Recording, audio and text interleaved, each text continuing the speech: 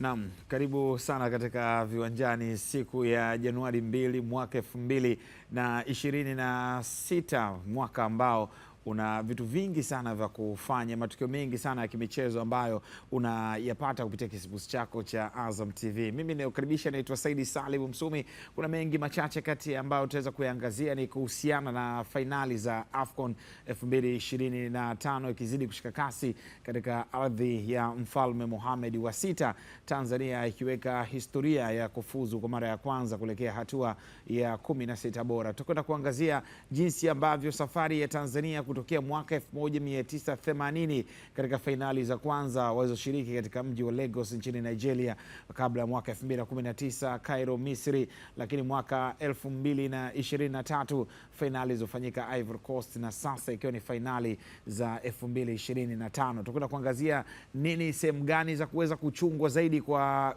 kuelekea mechi kati ya Tanzania dhidi ya Morocco. Nyota hususan washambuliaji, safu ya ushambuliaji ya Morocco, Simba wa Atlas ikiongozwa na Brahim Diaz anayecheza kwenye kikosi cha Real Madrid, Rossi Blanco pamoja na Ayubu El Khabi anayecheza katika kikosi cha Olympiacos nchini Ugiriki. Ni vita kati ya safu ya ushambuliaji dhidi ya safu ya ulinzi ya Tanzania Taifa Stars. Ukiachana na hayo, kuna mengi sana tutakwenda kuangazia hatua ya 16 bora katika AFCON Special, michezo ambayo itakwenda kuchezwa weekend hii hapa. Kumbuka kuna vita ya Cameroon, kuna vita ya Mali, kuna vita ya Tanzania dhidi ya Morocco. Ukiachana na hayo, baada ya kuondoshwa katika fainali za AFCON, serikali ya Gabon ikiivunja timu ya taifa ya Gabon. Shida ni nini? Wakati ambapo pia nahodha wa kikosi hicho Bruno Equal Manga maarufu kama Paul Biya, wenyewe wakimwita hivyo, akianza kuitumikia Gabon the Panthers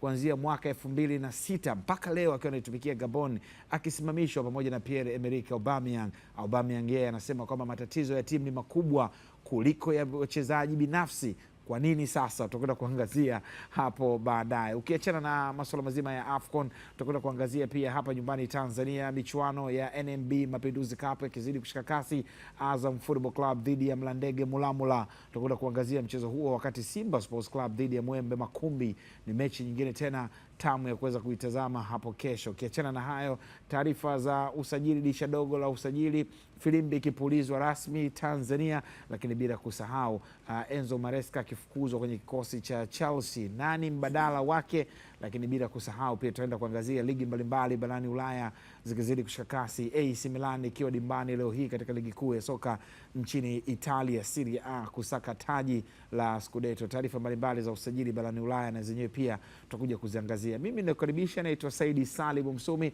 unaweza kunita kaka Saidi wa Ismailia. Tamati ni majira ya saa 6 kamili za mchana, bila kusahau wachambuzi wangu siku ya leo yupo hapa Philip Mkini kwa ajili ya kuweza kuangazia taarifa za ndani kabisa na uchambuzi uliotukuka, bila kumsahau uchambuzi huwezi kunoga bila uwepo wa Michael Hiera, kijana kutokea Mbinga. Unaweza kumuita Coach Michael, kocha wa under 17, kocha wa under 16, under 20, 23. Unaweza kumpatia kibarua chako na akaifundisha timu, mambo yakawa mazuri kweli kweli. Ndugu zangu, kwema? Ana swali? Heri ya mwaka mpya, maka hatujaonana. Ndio. Mkono kidogo. Hongera sana. Kocha hongera. Kocha sina timu, mbona kama unampigia debe wakati kaya na timu? Timu zake za muda. Za muda. Kuna moja ndio kama ya kudumu, sio ya kudumu. Bado haieleweki sana. Haieleweki. Ya kukalia kutikavu. Zaidi ya kuwaposti watu sasa. Ile hatari ile, hatari. Mwanao uliongea naye? Yaani alisema atakupigia picha. Sijamkumbuka. Mwanao akasema ataishia Kinondoni tu. Ajenitumia picha yoyote akiwa sehemu yoyote, yupo hapa yule. Angekuwa sehemu yoyote nje ya Morocco hii tunayojua sisi ya Kinondoni, angenitumia picha. Hajatumia chochote Mwalimu. Umemtakia heri ya mwaka mpya? Nimemtakia. Na jana nimetoka kuongea naye jana jioni. Unaongea naye kwa WhatsApp, unaongea naye kwa live? Kawaida anapatikana, mpigie hata sasa hivi namba yake simesha 0 ile. Mpigie.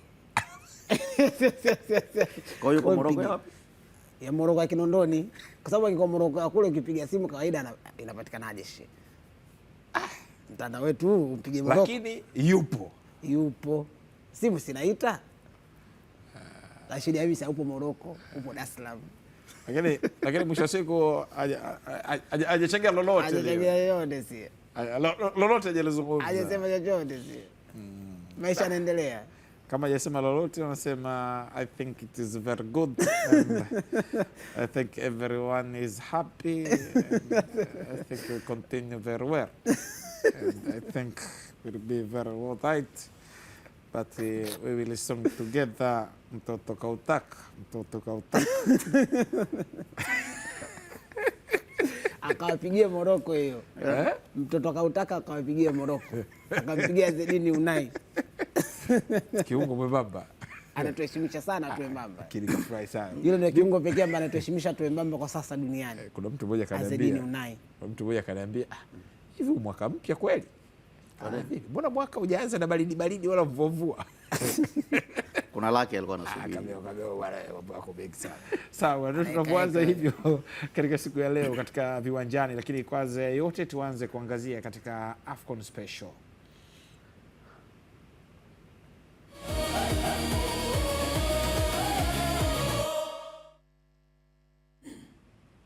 AFCON Special tunaanza hivyo ambapo tuanze kuangazia kikosi cha timu ya Tanzania Taifa Stars ambapo imeweka rekodi katika fainali hizi za AFCON kwa mwaka 2025 baada ya kufuzu kwa mara ya kwanza kuelekea katika hatua ya 16.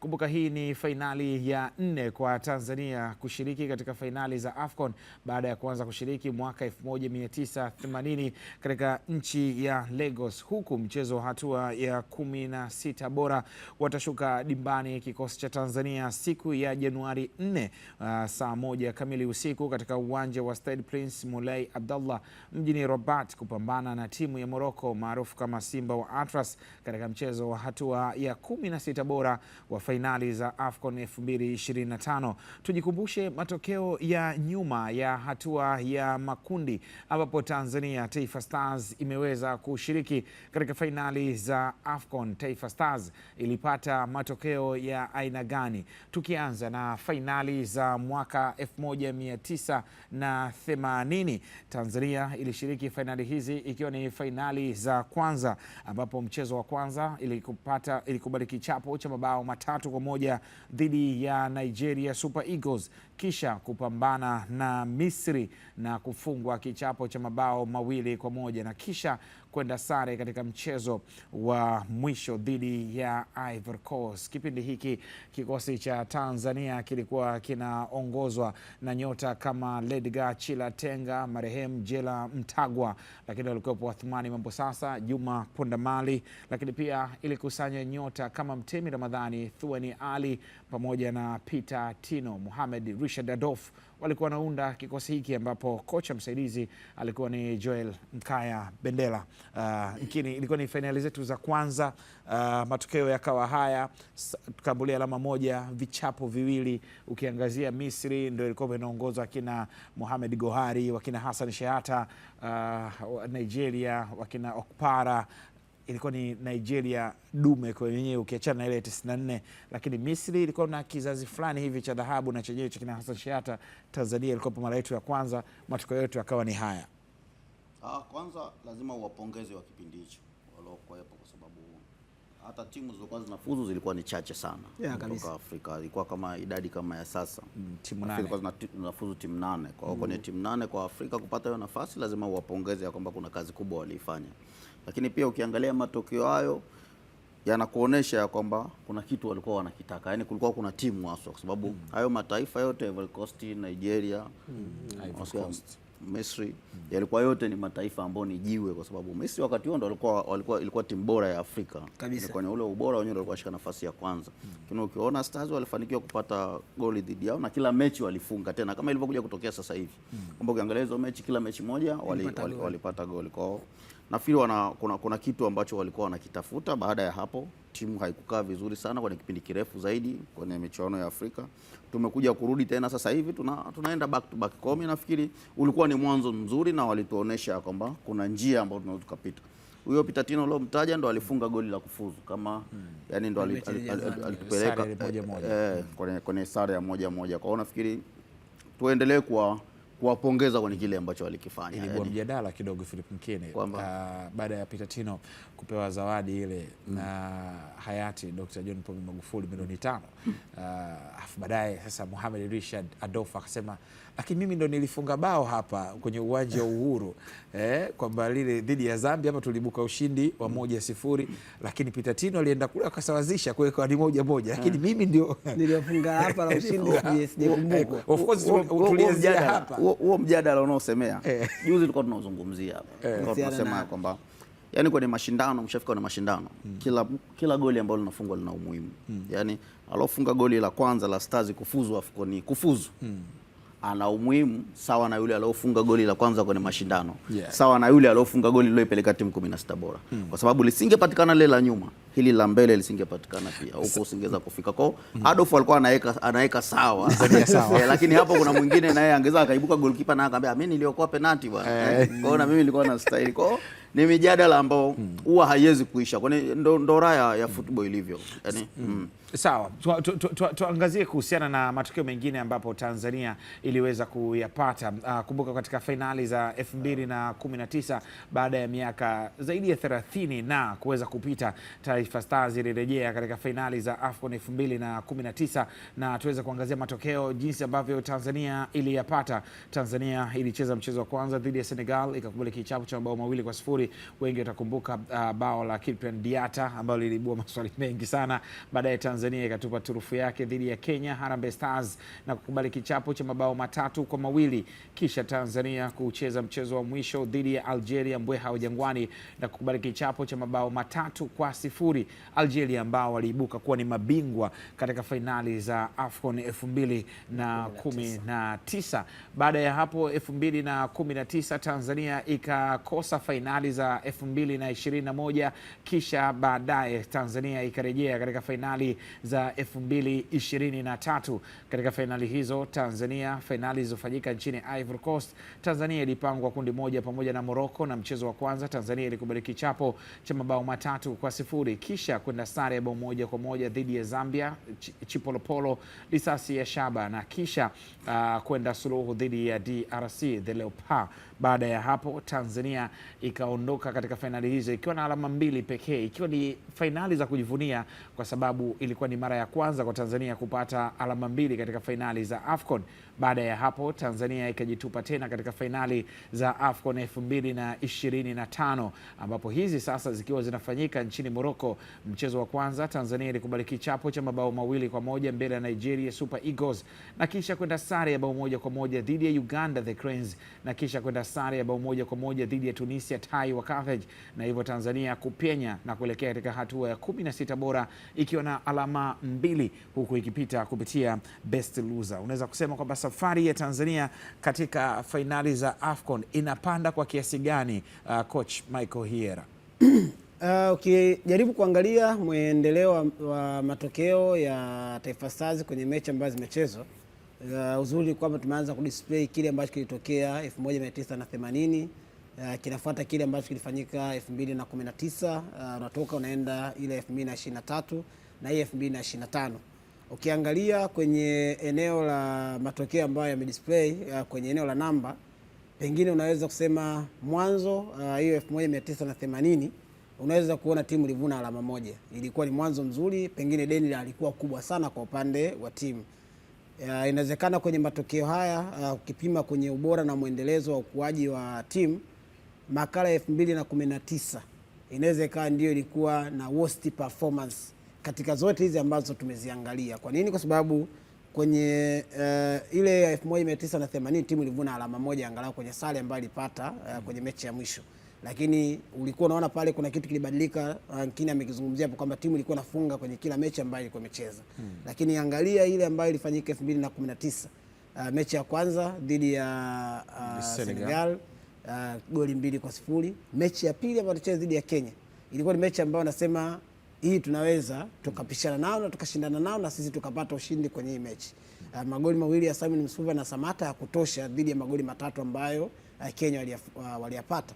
Tukapoteza pia ile mechi. Lakini mechi ya mwisho ambayo anacheza dhidi ya Algeria tukapoteza pia kwa magoli 3-0. Kwa nini nasema kwenye matokeo ile ilikuwa ni worst? Kwa sababu yenyewe ndio ambayo ilishuhudia timu ikiruhusu magoli mengi zaidi, ikifunga magoli machache zaidi, lakini ikitoka kwenye mashindano ikiwa haijavuna alama yeyote kwenye mechi zote ambazo timu ilicheza, tofauti na ile ya 1980, tofauti pia na ile iliyofuatia 2023 ambayo yenyewe unaangalia unapangwa pia dhidi ya timu nyingine kutoka ukanda wa UNAF kwa maana ya Morocco.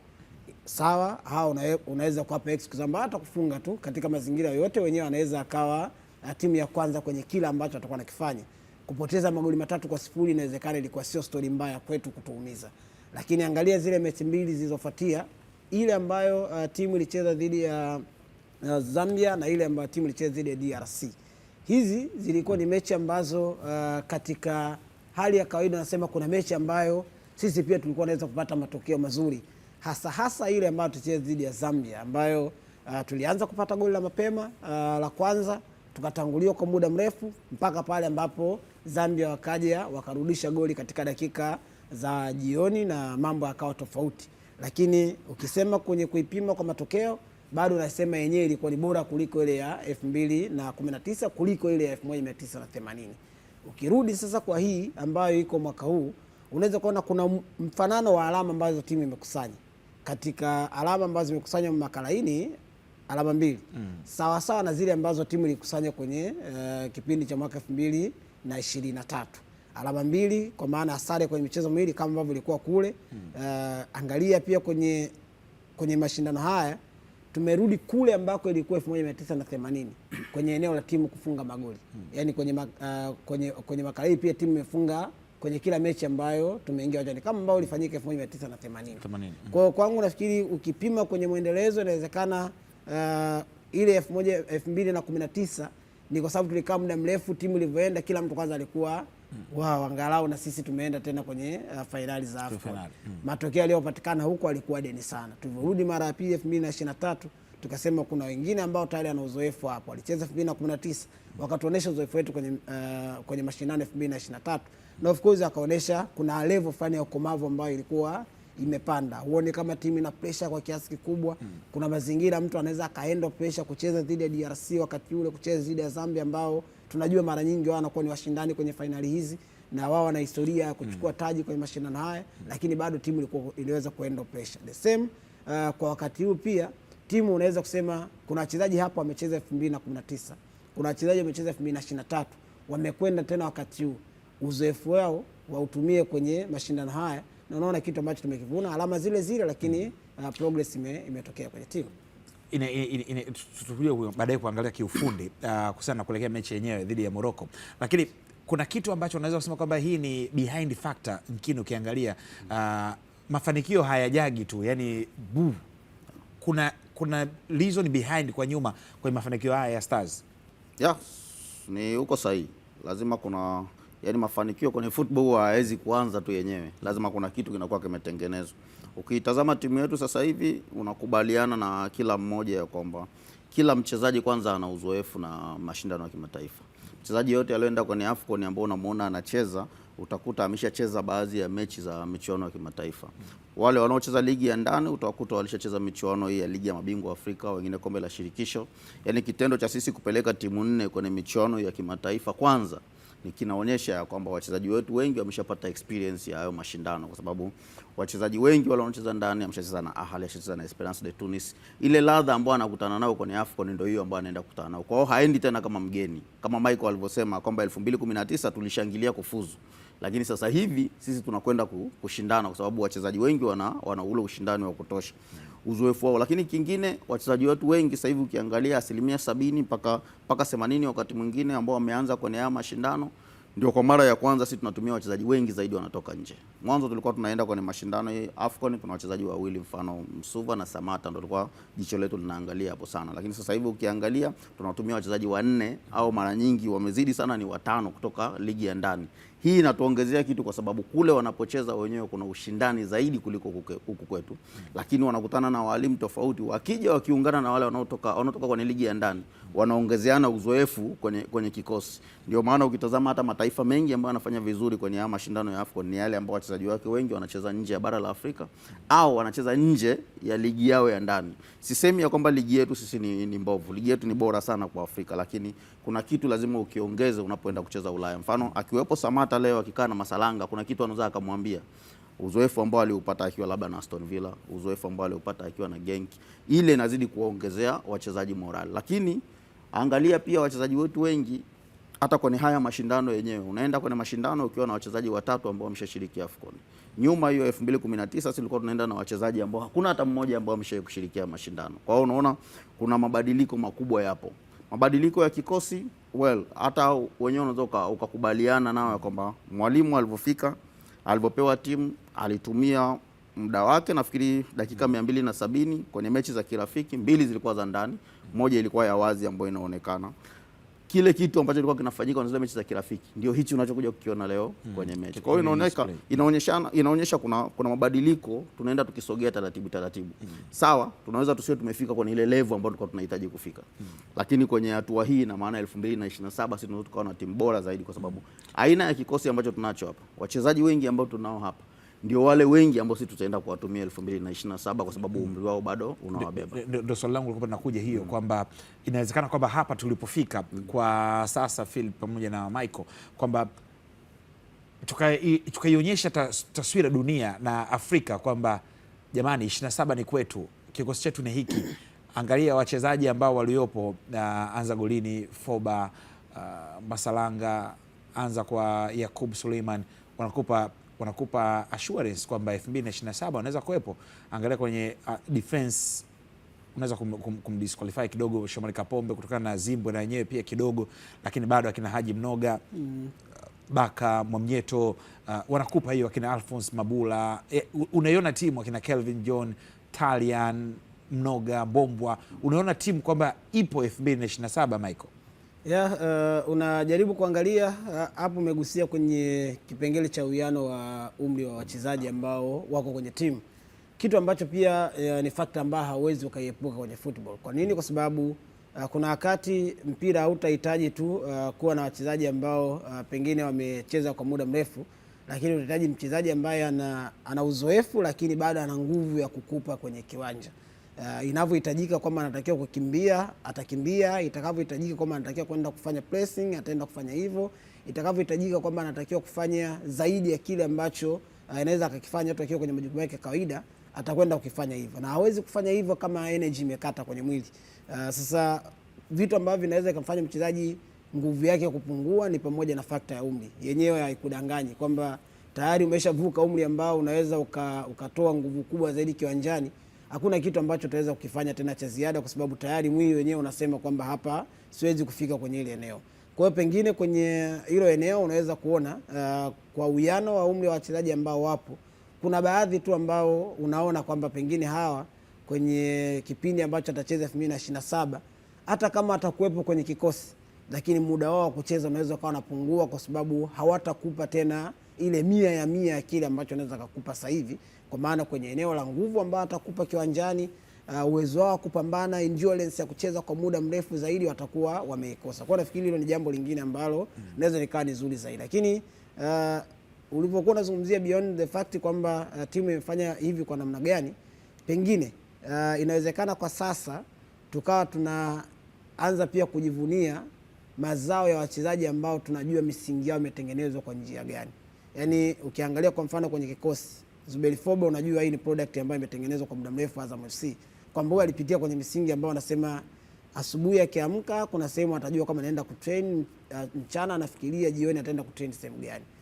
Yupo Dickson Job pale ambaye alikuwepo tangu kwenye kikosi cha under 17, unasema huyu naye pia tunajua kwamba wapi amepitia. Novatus Dismas the same, Alphonse Mabula kuanzia Alliance, moja kati ya academy ambayo imeshatengeneza wachezaji wengi hapa katikati, maana yake amepitia kwenye misingi ambayo anasema hii pia ni bora. Wale kina Analakia, kina Mnoga ambao katika mazingira ya kawaida wanasema hawa angalau tunajua kwamba product hii imetoka kwenye mazingira ya namna gani.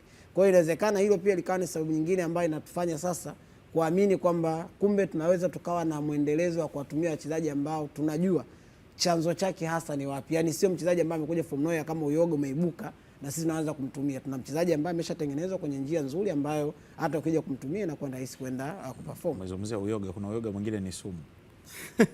Kwa ukienda polini inabidi uangalie vizuri kwamba huo wenyewe au sio. Nimekukumbusha tu ndugu yangu. Kuna nani kitu kimoja nikiongezea hapo. Kuna issue moja ulizungumza ya Kapombe labda na Shabalala. lazima vijana waje wakawa challenge.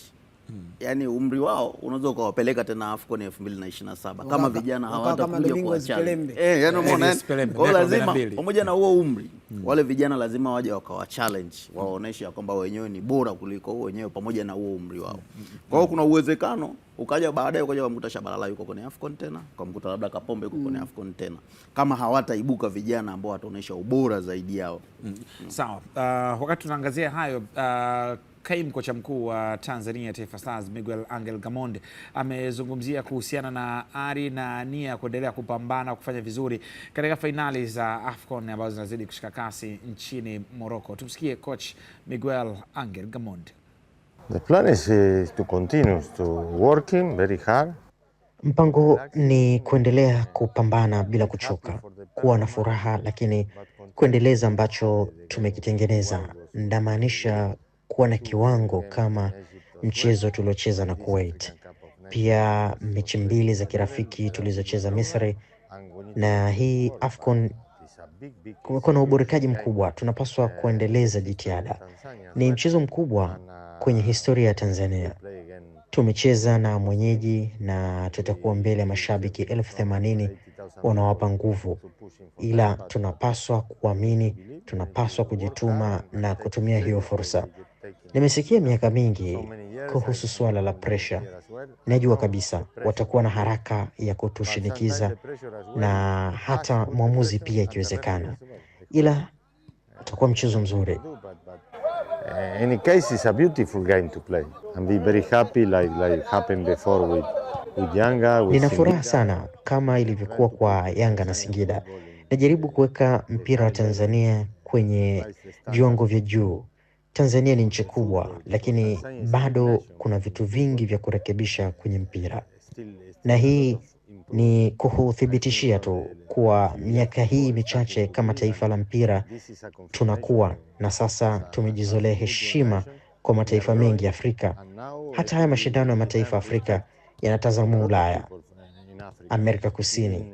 Napokea message na mitazamo mizuri ya watu wengi kuhusu timu yetu.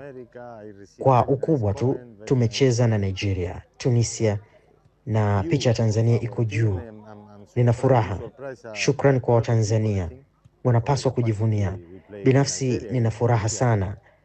Ninajivunia kuwa sehemu ya ukuaji huu na kutoa mchango wangu kidogo kwenye hilo.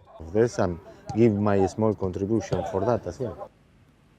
Coach Miguel Angel Gamondi akiweza kuzungumzia kuhusiana na matayarisho ya Taifa Stars. Kwa upande mwingine, ofisa habari wa shirikisho la soka Tanzania TFF Clifford Manuel Ndimbo amezungumzia kuhusiana na hali ya kikosi cha wachezaji wa Taifa Stars pamoja na hali za majeruhi kinazozidi kuendelea kwa kikosi hicho kwa hivi sasa. Kikosi kinaendelea na maandalizi yake kuelekea kwenye mchezo wa hatua ya 16 bora dhidi ya wenyeji Morocco, mchezo ambao utachezwa Jumapili ya Januari 4. Baada ya mchezo wetu wa mwisho hatua ya makundi dhidi ya Tunisia, mchezo ambao ulitupa tiketi ya kuweza kufuzu kwenye hatua hiyo ya 16 bora, kikosi kilifanya mazoezi ya recover jana kwa maana ya kurejesha miili kwenye utimamu, na leo kikosi kitaendelea na maandalizi yake mengine kwa maana ya uwanjani, lakini pia na siku hizo ambazo zimebaki kuelekea mchezo, maana yake ni kwamba benchi la ufundi litaendelea sasa kuendelea kufanya maandalizi ya kimbinu pamoja na mambo mengine. Hali ya wachezaji iko vizuri ukiondoa wale ambao ni majeruhi kwa maana ya Yakubu Suleiman, lakini pia vile vile Abraham Morris, lakini wengine wote wako vizuri na wanaendelea na maandalizi. Kwa kilichobaki ni kuelekea kwenye mchezo husika, na inabaki sasa kwa benchi la ufundi kuona namna gani ambavyo tunakwenda katika mchezo huo. Lakini kikubwa tuendelee kuwashukuru Watanzania, tuendelee kuwashukuru mashabiki ambao wamekuwa bega kwa bega na sisi kuelekea katika mchezo huo, lakini pia support yao katika michezo ambayo imepita. Lakini shukrani za dhati pia kwa serikali ambao tumekuwa nao bega kwa bega tokea kwenye michezo ya kufuzu, lakini pia vile vile kabla ya michezo ya kufuzu, wakati wa maandalizi kwa maana camp pale Misri, lakini mpaka sasa pia wakati tunaendelea na mashindano tukiendelea kushirikiana bega kwa bega. Kwa hiyo ni waombe wa Tanzania tuendelee kuwa pamoja kuhakikisha kwamba tunaendelea kufanya vizuri katika mashindano haya AFCON ya 2025 hapa Morocco. Clifford Mario Ndimbo akiweza kuzungumza kuhusiana na hali ya kikosi cha Tanzania Taifa Stars. Lakini je, wakati hayo ikiwa ni maandalizi ya kikosi cha Tanzania Taifa Stars, unajua kwamba vita ya mchezo kati ya Morocco dhidi ya Taifa Stars ni vita inahusisha makocha wawili, Miguel Angel Gamondi dhidi ya Walid Regragui, kocha wa Morocco. Sasa tuangazie kuhusiana na matokeo ambayo Morocco wameyapata katika fainali za AFCON 2025 mpaka wanafuzu kuelekea katika hatua ya 16 bora. Wamecheza na nani na wamepata matokeo ya aina gani? Kikosi cha Morocco, Simba wa Atlas wenyewe waliwekwa kundi moja pamoja na Komoro pamoja na Zambia Chipolopolo katika kundi lao pamoja na Mali. Katika michezo ambayo amecheza, Morocco alipata ushindi wa bao 2-0 dhidi ya Komoro, kisha kwenda sare bao 1-1 dhidi ya Mali na kisha kupata ushindi wa mabao 3-0 dhidi ya kikosi cha Zambia Chipolopolo ama risasi ya shaba.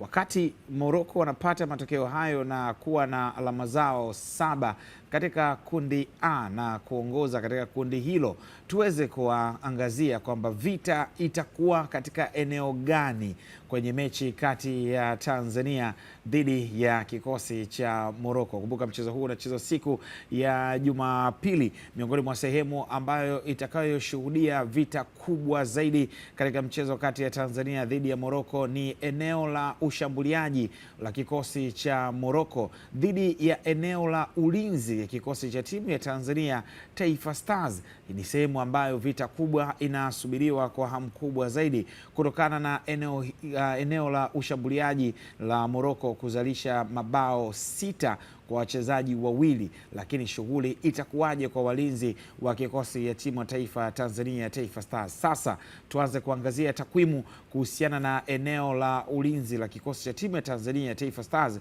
hususan walinzi wawili ambao kocha Miguel Angel Gamondi amewatumia katika michezo 3 katika fainali za AFCON. Nyota hawa ni Ibrahim Abdullah Baka akicheza kama mlinzi wakati wa timu ya Tanzania Taifa Stars. Takwimu zake zipoje mpaka sasa? Yeye amecheza dakika 270, amefanya tackle 6, clearance amefanya mara 25, interception mara 3, recovers amefanya mara 8. Wakati kwa upande wa mlinzi mwenzake Bakari Nondo mwa Mnyeto, yeye ametumia dakika 270, amefanya tackling 6, amefanya clearance mara 18, interception mara 1, recovers mara 9. Ni walinzi wetu katika eneo la ulinzi. Mwalimu ameopt kwenda katika eneo la katikati na Bakari pamoja na Ibrahim Abdullah Baka. Imempa kitu gani kiufundi zaidi? Kwenye kile ambacho Baka na Mwamnyeto amempa mwalimu kwenye timu ni pamoja na utulivu kwanza kwenye eneo la kiulinzi ambao wameonyesha, lakini Baka na Mwamnyeto kwa tabia za kiuchezaji wanatofautiana kwenye tabia za kiuchezaji na tabia za kureact wakiwa uwanjani. Bakari Nondo Mwamnyeto kwa tabia yake, kwa jinsi ambavyo anacheza, yeye anaonekana kuwa ni mlinzi ambaye ana utulivu zaidi na anaweza akawa ni moja kati ya watu ambao anaweza karibu zaidi kwenye eneo la kiulinzi kuliko ilivyo kwa Baka. Baka yeye ni mzuri zaidi kwenye kureact kwenye matukio mengi. Yaani Baka anaweza akaamua kwamba hapa naenda kufika kwenye ile eneo, na kwa sababu ana nguvu ya kufika kwenye ile eneo na atafika kwa usahihi na atafanya kile ambacho anaweza akakifanya kwa maana ya kumsumbua mpinzani. Lakini Baka pia ni moja kati ya walinzi ambao fiziki yake inaweza ikawa inakupa assurance kwamba nina mtu ambaye hata kama atakutana na mshambuliaji ambaye ni mgumu, yeye anaweza akashinda naye kwa muda mwingi zaidi. Mfano wa karibu ambao unaweza ukafika kwenye mechi za hatua ya makundi bila shaka yeyote ambaye aliangalia mechi dhidi ya Nigeria alikuwa anaona ile battle ambayo ilikuwa kati yake na Victor Osimhen, mmoja kati ya washambuliaji ambao wana nguvu sana, anaweza akakupa wakati mgumu kwa sababu ya umbo lake lilivyo. Ukiwa mwepesi inawezekana akakutingisha mara ya kwanza, ya pili ukaona kwamba hapa siwezi tena kushinda battle dhidi yake. Kwa hiyo unaweza kuona mwalimu anapata hiyo faida kutokana na tabia na pengine maumbo ya wachezaji wawili, jinsi ambavyo anamsaidia kwenye ile eneo. Lakini kingine kwenye eneo la kiulinzi, current tunasema kwenye pacha ya walinzi wawili wakati una opti kuwa na mlinzi mmoja ambaye ni right footed, mchezaji ambaye anatumia zaidi mguu wa kulia ambaye yuko strong zaidi, na mchezaji mmoja ambaye yuko strong zaidi kwenye upande wa mguu wa kushoto. Ukimwangalia Baka ni mzuri zaidi, anatumia sana mguu wa kushoto pia hata kwenye kuondosha mpira, japo kuna nyakati pia anaweza akatumia mguu wa kulia, lakini pia yuko active kwenye mguu wake wa kushoto. Ndio maana ukiangalia pacha ya Bakari Nondo Mwamnyeto na Baka, mara nyingi Baka anacheza upande wa kushoto wa golikipa, Bakari Nondo Mwamnyeto anacheza upande wa kulia wa golikipa. Kuanzia pale kwa golikipa kwenda upande wa kulia, Baka upande kuanzia kwa golikipa kwenda upande wa kushoto. Kwa nini? Kwa sababu mwalimu anaamini kwamba kwenye wakati ambao Baka atatoka katikati kwenda upande wa kushoto, bado mguu wake wenye nguvu utaenda kupress kwenye ile nafasi ambayo fullback huwa anacheza. The same kwa Mwamnyeto ambaye naye pia akitoka kwenye eneo la ndani, kama atavutika kwenda upande wa kulia, maana yake mguu wake wenye nguvu utakuwa kwa upande huko na anaweza akawin dio nyingi ambazo zitakuwa zinafanyika kwenye ile eneo. Hate na mbeba Bakari kuingia katika timu. Hicho pia ni kitu kingine ambacho kwa hivyo vitu viwili ambavyo nimesema, kitu cha tatu naweza kusema ni hate zao. Wakati mwingine kuwa na walinzi wenye hate nzuri kama vile inaweza pia ikawa inakupa nafasi nzuri ya kuwin duels nyingi, hasa zile aerial duels ambazo zinaweza zikakupa faida, kwa maana ukikutana na timu ambayo mara nyingi itakuwa inategemea kupiga cross nyingi kwenye eneo lako, nyinyi mnaweza mkawa wa kwanza kwenye kuzuini hizo crosses. Japo nafikiri kwenye hilo eneo ukizungumzia kwenye eneo la kuwin mipira mingi ya juu, inawezekana Bakari Nondo Mwamnyeto akawa bado ana deni la kutuonesha kwamba hate yake inawezaje kusaidia kwenye eneo la kufanya clearance hasa kwenye mipira ya juu. Kwa nini? Kwa sababu rejea kwenye mechi dhidi ya Tunisia ambayo dhidi ya Uganda ambayo tulicheza, ukiachilia mbali tukio la goli ambalo Onuachu anaenda anafunga lile goli, Onuachu yule mshambuliaji huyo Mganda ambaye amechukua yule wa Nigeria, big hivyo la mtu, ukiona jinsi ambavyo alienda akapiga kichwa mbele yake, unasema hiyo ni weakness ambayo ametuonesha. Lakini kabla hapo pia kuna matukio mengine ambayo inaonekana mahesabu yake pengine alikuwa hayako sawa sawa. Kwa nafikiri hate yake ni kitu kimoja, lakini anatakiwa kuboresha zaidi kwenye tabia ya kuwa bora kwenye kwenda hewani na kuiondosha hiyo mipira. Kwa nafikiri hizo ni factors ambazo zimemfanya mwalimu kuopti kuwatumia hawa wachezaji kwenye hilo eneo la kiulinzi, lakini pia hata mawasiliano yao inawezekana yako sawa. Kama unakumbuka kwenye zile clearance kwenye namba ambazo zimedisplay pale, Bakari Nondo Mwamnyeto anaonekana kufanya clearance nyingi. Yaani hata kama wakati timu imeshakosea, kuna mtu ambaye ana act kama last defender, yeye ndo anaenda kusweep kwenye ile mipira mingi ya kufanya clearance, yeye anaenda kufanya hivyo. Rejea kwenye kile ambacho alifanya kwenye mechi ya Nigeria. Baka alikuwa ameenda kucharge akamkosa Victor Osimhen. Victor akapata nafasi ya kwenda kupiga mpira golini, lakini angalia clearance ambayo alifanya Bakari Nondo Mwamnyeto, nasema kwenye line ya mstari. Yaani ile isingekuwa yeye kufanya clearance, maana yake mpira ulikuwa unaenda golini. Yale pia ni mawasiliano ambayo hayaji bahati mbaya. Unajua kwamba mwenzangu ameenda pale, mimi natakiwa kuja hapo kwa ajili ya kusubiria mpira kuweza kuisipu na kuiondosha. Sawa, wakati tunaangazia hiyo, tuangazie upande wa pili wa shilingi kwa takwimu za washambuliaji wa Morocco katika fainali za AFCON. Nyota ambao wanatazamwa kwa jicho kubwa sana ni nyota wawili, Brahim Diaz ambaye yeye anaitumikia kikosi cha Real Madrid, Rossi Blanco. Takwimu zake zipoje katika fainali hizi za AFCON akiwa na kikosi cha Morocco? Brahim Diaz yeye katika michuano hii ya AFCON amefunga mabao matatu, shot on target ni 5 kati ya 10, wakati chances created, nafasi za kufunga ametengeneza 3, big chances missed, ile nafasi kubwa ya kukosa goli ni 1. Wakati nyota mwingine pia ambaye ana mchango mkubwa katika safu ya ushambuliaji ya Morocco ni Ayoub El Kabi, nyota anayecheza katika kikosi cha Olympiacos nchini Ugiriki. Yeye ametumika katika dakika 169, amefunga mabao 3, shot on target ni 3 kwa 4, chances created hakuna, lakini big chance missed ni 2. Wachezaji hawa wawili wamehusika katika mabao 6 mpaka sasa katika fainali hizi, na ni vinara katika ufungaji pamoja na Riyad Mahrez pale, Philip Mkini pamoja na Michael Hierro. Hawa ni big guns unaweza kusema wa Morocco bila kificho chochote Mkini. Ni sahihi, wachezaji wawili wamefunga mabao 6. Nafikiri ndio timu pekee ambayo ina watu wawili pale juu kwenye vita ya ufungaji.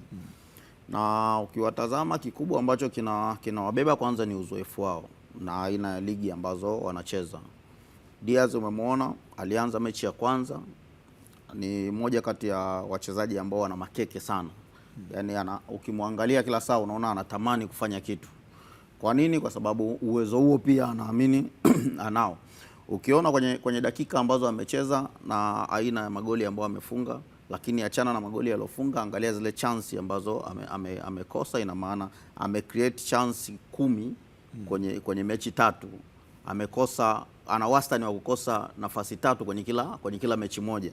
Sio mchezaji mbovu, ni mchezaji mzuri ambao unatakiwa umchunge. Na kwa nini unatakiwa umchunge? Kwa sababu nafasi zake ambazo anaweza kuzipata kwenye mechi, ana wastani mzuri zaidi wa kufunga. Na ukiangalia aina jinsi Morocco wanavyocheza mipira yao mingi ni nje ya ile edge ile ya 6.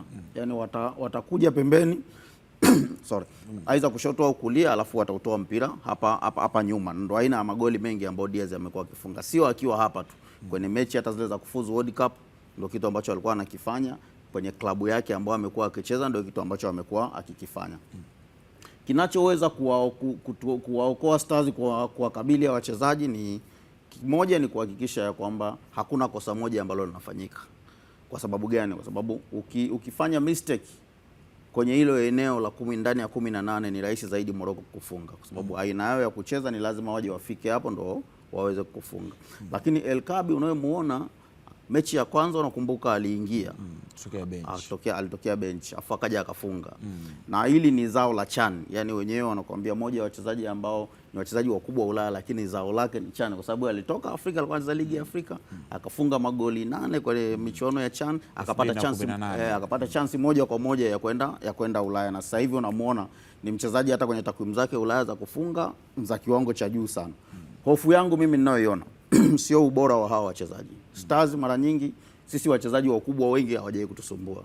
Ilitolewa wazo hapa la Nigeria, walishawahi kuja wachezaji wengine wakubwa sana wakakutana na safu yetu ya ulinzi. Huwa watusumbui sisi. Lakini kwenye mashindano haya nimeona kuna vitu vidogo vingi. Mfano ukiangalia kwenye mechi 3 sisi tumetengeneza penalti 2. Na penalti tunazotengeneza sisi ni zile ambazo labda baadaye kusingekuwa na VAR kungekuwa kuna maswali. Umeshanielewa? Lakini kwa sasa huwezi, yani hazina tena maswali. Kwa hiyo cha kwanza cha kufanya ni umakini, ya kwamba kwenye hiyo safu ya ulinzi ulioizungumzia ambao unaweza kuwapongeza mpaka sasa hivi wamfanya vizuri, ni lazima wawe makini na wajue ya kwamba baada ya muamuzi kuna kitu kingine kinaweza kikatoa maamuzi, kwa sababu wachezaji wao tunaozungumzia El Kabi, Diaz ni wachezaji wenye uzoefu. Kukutoa mchezoni ni kazi rahisi sana kwao. Sawa. Watu tutakuja kuangazia pia kuhusiana na nafasi zingine. Hii vita tunaipa mbinu gani? Kwa sababu kwa coach unakuwa unajua kwamba hawa ni starman wa timu, hawa ndio wanaangaliwa katika ufungaji. Tumeona mabao 2 ya Ayoub El Kabi ya acrobatic, yani inatokea papo anakupiga, amekuja anakupiga tena. Zambia kapiga mechi ya kwanza dhidi ya Komoro kaipiga. Lakini mwangalie Diaz, the way ambavyo anavokaa katika space, anaenda kutengeneza nafasi afa anaingia ndani. Ukiachana na wachezaji wengine ambao tutakuja kuangazia, hii battle inaenda kuwa ni battle aina gani kiufundi? Kama coach unajua sasa hawa ndio vinara tunaenda kupambana nao, plani zinakuwaga vipi? Nafikiri kwa aina wachezaji hawa inawezekana wakawa ni wachezaji ambao tabia zao za kiuchezaji ni tofauti na wachezaji ambao pengine wako kwenye kosti ya Nigeria ambao tumecheza nao. Kwa nini Nigeria? Kwa sababu tunazungumzia top wale majiant kabisa ambao tumekutana nao. Ukimwangalia El Kabi kwa mfano, hata kama atasimama kama mshambuliaji kinara, yule mtu wa mwisho pale juu, unaweza kumuona El Kabi, pengine ukisema mtofautishe El Kabi na Victor Osimhen ambaye tulikabiliana naye, El Kabi anaonekana kuwa ni mwepesi sana na mtu wa kureact kwa haraka sana, ili tofauti na ilivyo kwa Victor Osimhen, ambaye Victor mara nyingi atahitaji kwanza ufanye bato naye afu ndo aweze kukupa kitu ambacho kitakuwa ni kizuri. Haya magoli yake ambayo ameyafunga hapa, angalia goli ambayo alifunga la acrobatic ile ya kwanza, achana na hii ya pili. Ile ya kwanza ambayo alifunga, angalia mazingira ambayo alikuwa nayo, reaction ambayo alifanya kuweza kufikiria kwamba naweza nikapiga acrobatic ambayo mpira ukaenda golini. Inawezekana ilikuwa ni jambo lingine ambalo linakupa picha kwamba sawa, hawa ni wachezaji ambao ni key players, naweza nikawategea mpango wa kuwakaba wenyewe kwenye man to man, lakini kwa sababu sio wachezaji ambao wanastiki kwenye position moja, inawezekana ukawa unampa kazi ngumu zaidi mlinzi ambaye utampa jukumu la kusema kwamba tembea na Rahimi ama tembea na El Kabi kwenye ile eneo. Ukiangalia hawa wachezaji wana movement nyingi sana ambazo wanazifanya kwenye eneo la kushambulia, na hichi akiji kwa bahati mbaya kinakuja kwa sababu hao ni wachezaji ambao level yao komavu tayari imeshakuwa kubwa, lakini ni wachezaji ambao ukiangalia mara nyingi timu inavyosogea kwenda kwenye eneo la kushambulia, ule mbadilishano wao wa nafasi wanaofanya kwa haraka sana, kiasi ambacho nyinyi timu ambayo mnazuia, ukiwa umedelay kwa sekunde chache tu, unakuta mchezaji ulikuwa naye hapa sekunde hii, lakini muda huu ameshaondoka kwenda kwenye eneo lingine, ukakuta na utapu mpira, anamaliza shughuli, timu inapata faida ya kuweza kuscore. Kwa hiyo kwenye mpango wa kuwazuia, pengine unatakiwa kuzuia zaidi huduma isiwafikie wao kwenye maeneo ambao wanacheza. Huduma inazuiliwa kwa namna gani? Hawa ni wachezaji ambao magoli yao mengi ambao wameyafunga yametokea kwenye maeneo ya pembeni. El Kabi amefunga magoli matatu. Magoli yote matatu ambayo amefungwa, hakuna pasi ambayo imepigwa kutokea ndani. Goli la kwanza ambalo alifunga cross itokea pembeni, akaenda akapiga acrobatic. Goli la pili ambalo alifunga la kichwa, mpira pia umetokea pembeni, umepigwa, imeenda kufungwa goli. Goli la tatu ambalo alifunga ile acrobatic nyingine ya mwisho ambayo mwamuzi mwanzoni alirulu kama ni offside, ilikuwa imepigwa pia free kick nyingine ambayo imetokea pembeni vivyo hivyo, imeingia ndani. Kwa mpango wa kusema kwamba mzuie El Kabi pengine kwa sababu ya magoli matatu ambayo ameyafunga, utasema kwanza uzuie timu yao isiwe na uwezo mkubwa zaidi wa kuproduce cross ambazo zitafika kwenye lango letu, kwa sababu El Kabi magoli yote ambayo ameyafunga yamefanana kwa namna hiyo ya utengenezaji, hakuna ambayo imetengenezwa kupitia eneo la ndani. Lakini angalia pia hata magoli ya Rahimi ambayo unamweka kama starman wao, naye pia magoli ambayo ameyafunga kwa namna gani? Diaz. Magoli ambayo ameyafunga kwa namna gani? Ukiangalia naye pia kuna goli ambayo alifunga ilikuwa ni cutback pass ambayo nayo pia inatokea kwenye eneo la wide. Imeenda wide, imepigwa cutback, El Kabi akairuka, yeye ndo akaenda akapress ule mpira. Hata nafasi ya wazi ambayo alikosa pia ilikuwa ni vivyo hivyo. Kwa hiyo inawezekana hawa ni wachezaji wawili ambao wanacheza kwenye ile ushambuliaji la Morocco, wakawa na tabia za kufanana na aina ya magoli ambayo anafunga, pengine anaweza akawa anatengeneza kwa njia ambayo inafanana. Tunaenda kuwakabili vipi Morocco? Unamwona Miguel Angel Gamonde anapenda sana mfumo wa 4-2-3-1.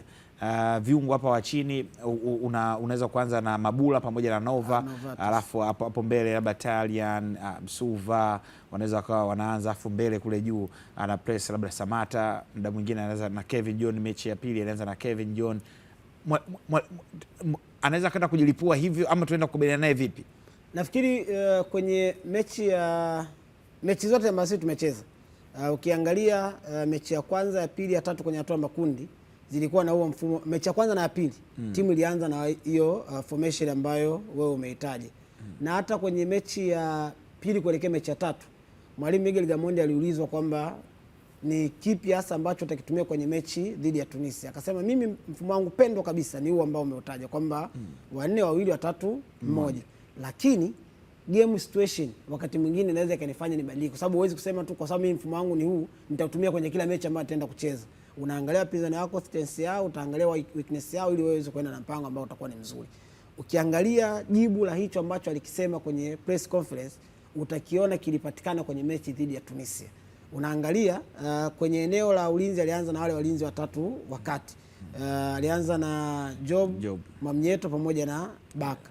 Lakini angalia pia watu ambao walikuwa wanatokea kwenye maeneo ya pembeni, Noga pamoja na Mohamed Hussein. Zimbabwe Junior. Pengine kuna moments ukiangalia mechi ukisema uswitch kwenye mfumo wa 4-2-3-1 unaona kama unakataa hivi. Unakwambia hii ni back 3 plus wao wawili ambao wanatumika kama wing back. Mohamed Hussein pamoja na Mnoga. Kwa nini? Kwa sababu Tunisia pia wana aina ya uchezaji ambao timu nyingi tuseme za kaskazini wanategemea zaidi mipira itokee pembeni ndio aje kushambulia katikati. Pengine ulikuwa ni mpango mzuri kwa sababu anaamini Mnoga ikiwepo pembeni, akiwepo Mohamed Hussein kwenye eneo la wing back, wakija kukushambulia wanakupa wakati mgumu wewe kuondosha fullback zako zisogee kwenda kupiga cross.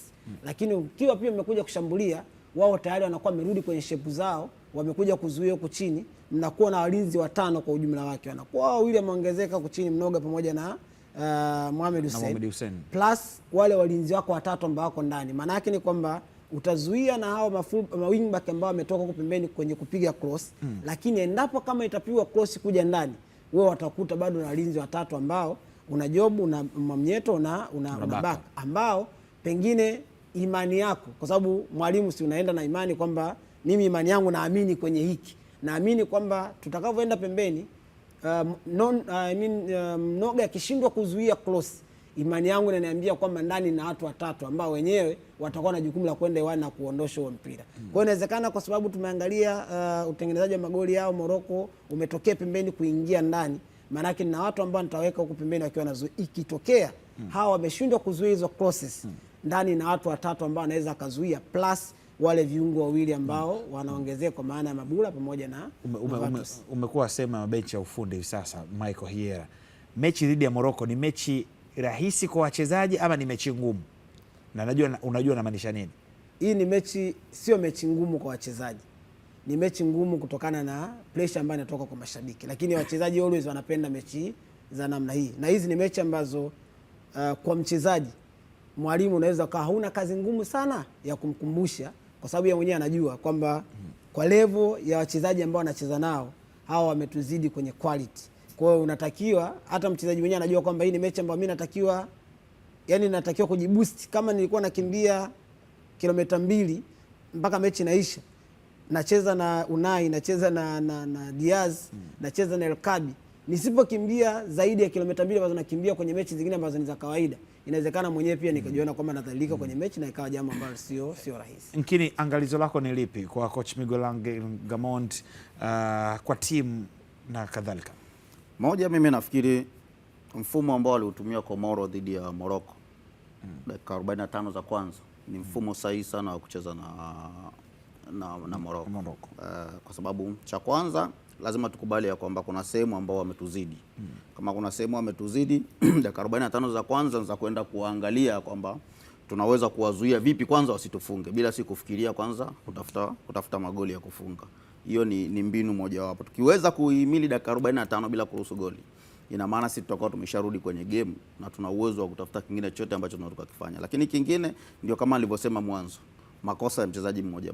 Chana na mfumo wa mwalimu unaweza kweli ukafanikiwa, lakini makosa ya mchezaji mmoja. Alikuwa mfano wa kutengeneza penalti 2 kwenye mechi 2. Yale kwa sababu kwanza hawa ni wenyeji wa mashindano. Kwa hiyo watakuwa kuna pressure kubwa sana kutoka kwa mashabiki, kutakuwa kuna pressure kubwa sana wenyewe ambao watakuwa wanaipeleka kwa muamuzi. Cha kwanza lazima kila mchezaji ahakikishe kwamba hafanyi makosa yale binafsi. Lakini hii ni mechi ya kucheza kama timu, sio mechi ya kucheza mchezaji mmoja. Athari ya mechi za namna hii ambazo nenda kukutana na wachezaji wakubwa kama kina Diaz, kina El Kabi, ni mechi ambazo wachezaji wengine watataka kuonesha ya kwamba yeye mwenyewe binafsi ni bora zaidi, lakini hii ni mechi ya kutumwa kama timu. Ina kwamba lazima wachezaji wote waende wakajitume kwa 100%. Yaani kama ulikuwa kuna kitu unaamini ya kwamba mazoezini ulikifanya kwa 60%, ukienda kwenye hii mechi lazima ukakifanye kwa 100%. Imani yako inakwambia nini? Inawezekana. Michael Hiera, tutashindana nao Jumatatu tukifika hapa. Tunashukuru Mungu. Mkini tazungumzia mechi iliyopita. Asante. Dua kila la kheri kwa Taifa Stars kuelekea katika mechi hiyo. Naamini kwamba pia Watanzania pia wana hamu ya kuweza kuzungumza kuhusiana na kile ambacho Taifa Stars inakwenda kucheza. Tutakuja kusikia hapo baadaye kuungana na maoni ya Watanzania mbalimbali kuhusiana na mechi hiyo. Kumbuka mechi hii utaiona mubashara kwa kupitia kisibusi chako cha Azam TV tena HD kwa lugha adhimu ya Kiswahili, lakini pia utapata uchambuzi kwa lugha ya Kiingereza.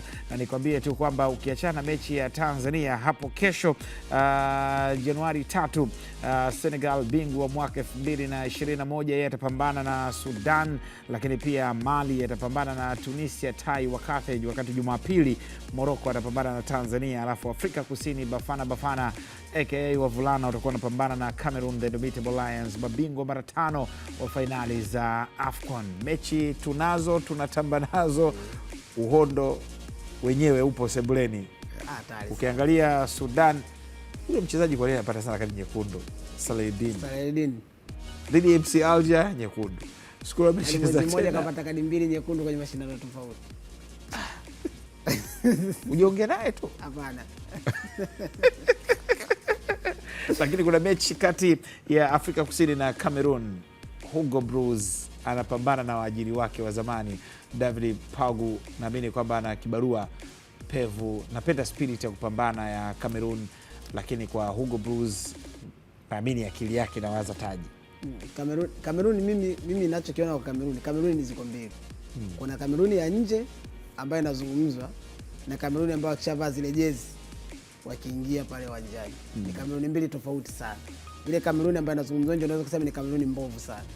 Lakini Cameroon ambayo ukienda uwanjani umeshavaa zile jezi afu anakupa mechi, wale wanaume ni hatari sana.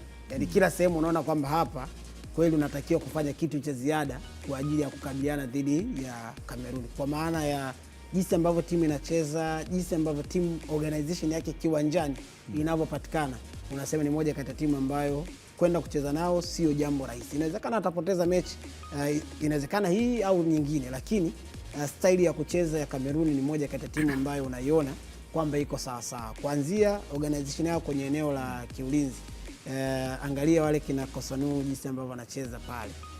Angalia mtu ambaye anatumika kama mchezaji wao kuanzia chini, Carlos Baleba.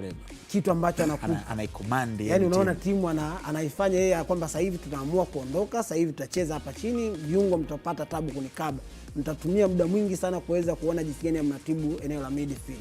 Angalia yule Bryan Mbeumo ambaye mwalimu David Pagu, moja kati ya kitu ambacho nafikiri amefanikiwa nacho ni kumpa majukumu huru mchezaji wa namna ile, ambaye ukisema umpe tu namba 9 unaweza kumpa kazi ngumu, au ukisema cheza winga tu kwamba wewe kibendera kule utasubiria mpira wingi nayo ndani, unaweza kumpa kazi ngumu. Lakini angalia ambacho amemtengenezea.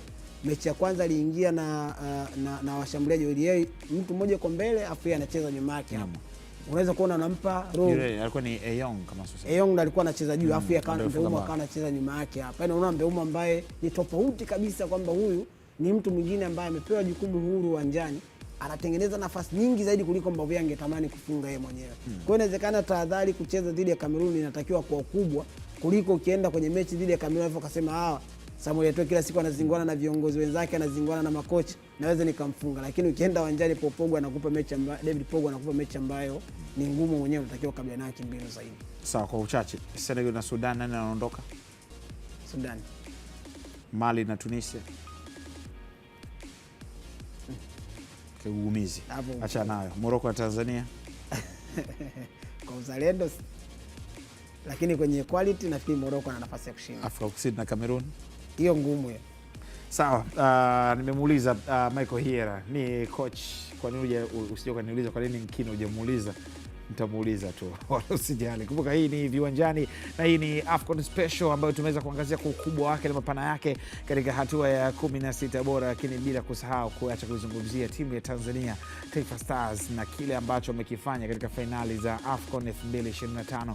Mimi ni Saidi Salim Msou, unaweza kulita kaka Saidi. Tunakwenda mapumziko, tutarejea bado na vitu vingi vizuri ambavyo tumekusanyia kwa ajili yako wewe mtazamaji wetu.